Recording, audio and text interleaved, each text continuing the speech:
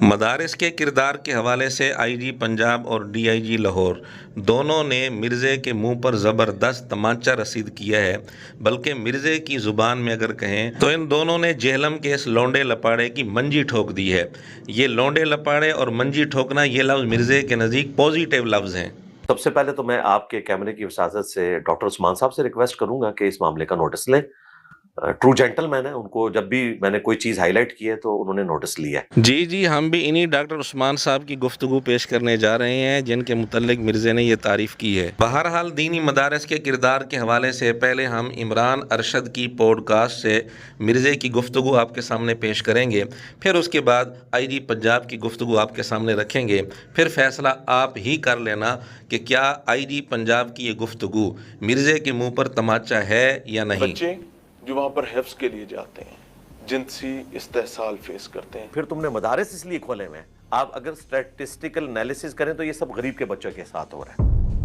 یہ عمران ارشد کی pod cost کی بالکل ابتدا ہے جس میں اس نے جھلکیاں پیش کی۔ پوڈ کاسٹ کی جھلکیوں کی ابتدا ہی اسی سے کی، مدارس کی کردار کشی کے بارے پہ عمران ارشد نے بھی اور مرزا جہلمی نے بھی۔ اب اصل پوڈ کاسٹ میں سے چند جملے مدارس کی کردار کشی کے متعلق مرزا جہلمی کے آپ کے سامنے پیش کرتے ہیں۔ اور یہ آپ نے شاید علماء کے ڈر کی وجہ سے یا شرافت کی وجہ سے کہا ہے کہ بہت کم چیزیں، یہ سارے مدارس میں کام ہوتا ہے، رپورٹ کام ہوتا ہے۔ میرا یہ دعویٰ ہے کہ 100% ایسے ہوتا ہے، 100% مدارس کے اندر یہ کام ہوتا ہے۔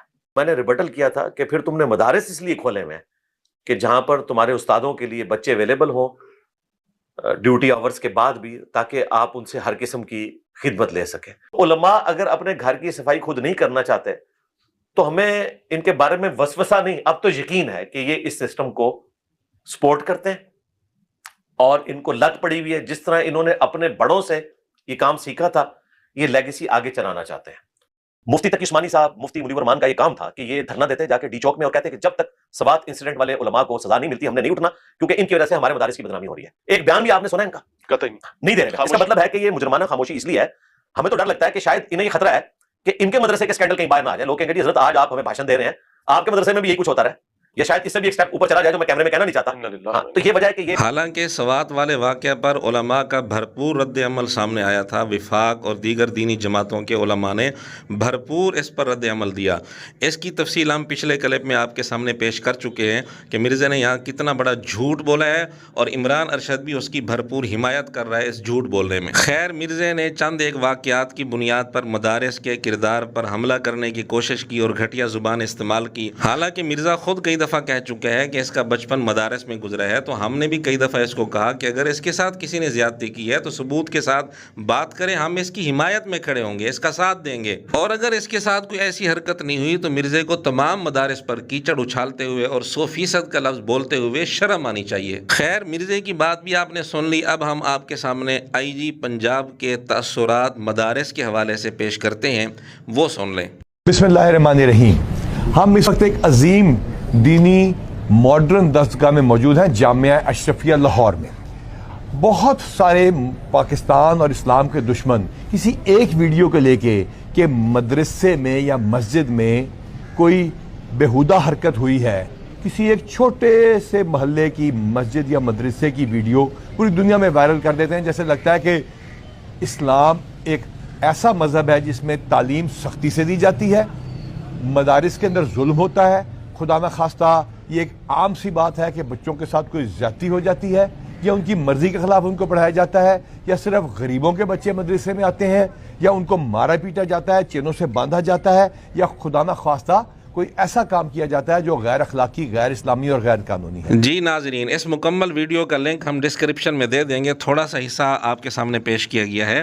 تو آپ نے آئی جی پنجاب کی بات سن لی، اب آپ خود فیصلہ کریں کہ آئی جی پنجاب اس گفتگو میں اسلام کا دشمن کن لوگوں کو قرار دے رہے ہیں اور اس قسم کی باتیں کون لوگ کرتے ہیں۔ وہ سب کے سامنے واضح ہے کہ مرزا ہی سب سے زیادہ ان چیزوں کو اچھالتا ہے، اور بار بار اس حوالے سے مرزا نے ویڈیوز بنائی ہوئی ہیں، اور دور دراز کسی علاقے کی، کسی دیہات کی، کسی مسجد میں یا کسی مدرسے میں کوئی ایک آدھ واقعہ پیش آتا ہے تو مرزا گھنٹے 1.5 گھنٹے کا اس پر کلپ بنا دیتا ہے اور اس کو بہت زیادہ مشہور کرتا ہے۔ لیکن یہی مرزا جب کسی یونیورسٹی میں یا کسی کالج میں کوئی اس طرح کا واقعہ پیش آئے، کسی سکول میں واقعہ پیش آئے، تو اس وقت مرزے کو سانپ سونگھ جاتا ہے.